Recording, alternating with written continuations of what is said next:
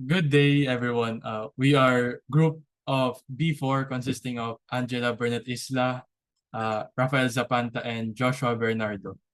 Today, we will discuss our reflection as a group of differential equation of course outcomes 1 and 2.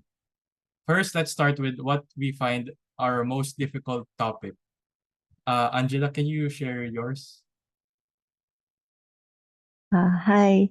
So, for me, yung pinaka-challenging talaga ay yung Module 3, which focuses on applications of differential equations. This module required a lot of analysis kasi hindi siya basta computations lang.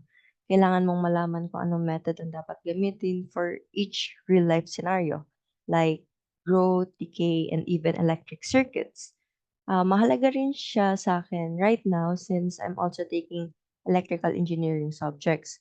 Kaya mas nagiging relevant yung mga applications. Pero dahil sunod-sunod yung class suspensions, hindi natin masyado na-discuss yung ibang mga topics. So, I had to do a lot of self-study para mas maintindihan siya. Overall, this part of the course was really tough for me dahil sa combination ng analysis at application sa totoong buhay. Pero kahit gano'n, aaralin pa rin naman para fully maintindihan ko na siya. So, yun nga, ang dami ng suspension ng ilang weeks dahil sa bagyo. So, for me, I had the most difficult time with Laplace and inverse Laplace transformations of course outcome 2. It was a very unique lesson in my experience because unlike previous lessons where it was somewhat derived from previous courses, Laplace and inverse Laplace was a whole new experience, meaning we had to memorize new formulas and applying these new formulas and learning how to do them in reverse, which was more challenging than it seems. At first, I thought, oh, I just need to memorize the first part of the lesson, that I can just do it the other way around, which was not that simple. Kasi parang sinabi mo na madali lang magprito ng manok pero pag nagprito ka na, hilaw pa yung loob. Ganun. So, yeah, that was my most challenging lesson in this course. How about you, Joshua? For me, yung most challenging parts or course outcome part sa akin is yung course outcome 1. Since yung last math subject na tinake ko is sa 3 terms ago pa, I needed to revisit a lot of previous lessons sa calculus 1 and 2 since yun yung mga kailangan mong fully understand para sa DE. So nung course outcome 1 is parang nangangapa pa ako dun sa mga lessons, especially dun sa mga mahahaba ng parts like yung sa Bernoulli equations, mga gano'n. So, yun yung parang naging challenging sa akin. And I managed to catch up naman and tackle the materials more effectively once na nakapag-review na ako. Yun lang. Yeah, thank you for that. For the second half of our talk, let's discuss our personal experience with the course. Angela, can you start things off? So, first take ko actually itong subject na 'to. So, wala akong idea kung ano yung mga lessons na dapat kong i-anticipate. I thought it would be a continuation of what I learned in Calculus 1 to 3, pero it turned out to be way more challenging than I expected.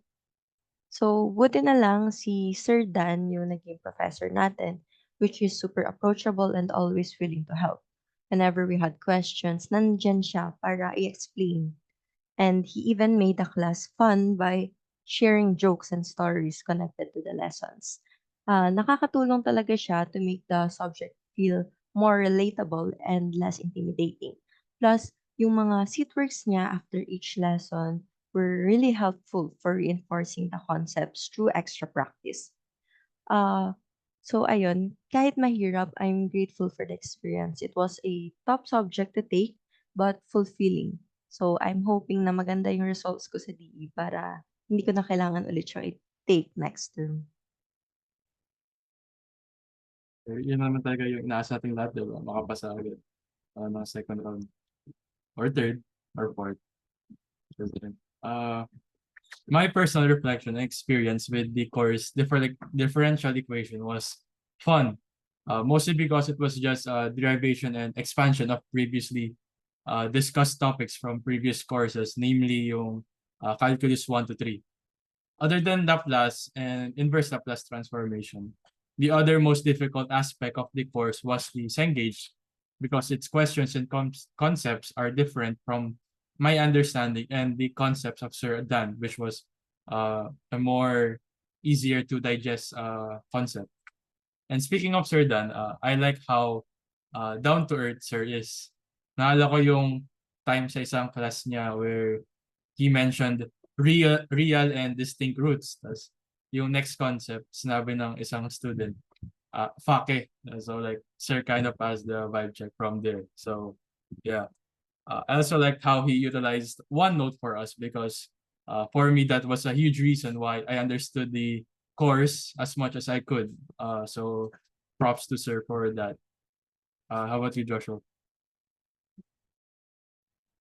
So sa akin naman, overall, I can say the course lives up to its reputation na kinakwento ng iba na the problems can be really lengthy, na maraming steps na kailangan ng marami kang understanding sa mga prior lessons. Pero once na na-gets mo na yung basics and nakakasunod ka na, it becomes manageable naman. Since having this foundational knowledge truly minimizes issues when working through DE's intricate solutions, like yung sa mga Bernoulli and homogeneous equations. And especially gusto ko ring ma-recognize yung teaching ni Sir Magcuyao, since thanks to Sir Magcuyao, it was actually easier to understand the lessons since he teaches them well. Even the parts where most professors would actually skip since it's very minimal or not very important. Even though na yun yung mga sometimes na pag naintindihan mo yung parts na yun yung key to understanding the lesson. Yun lang. Yun nga, yung kay Sir Dan.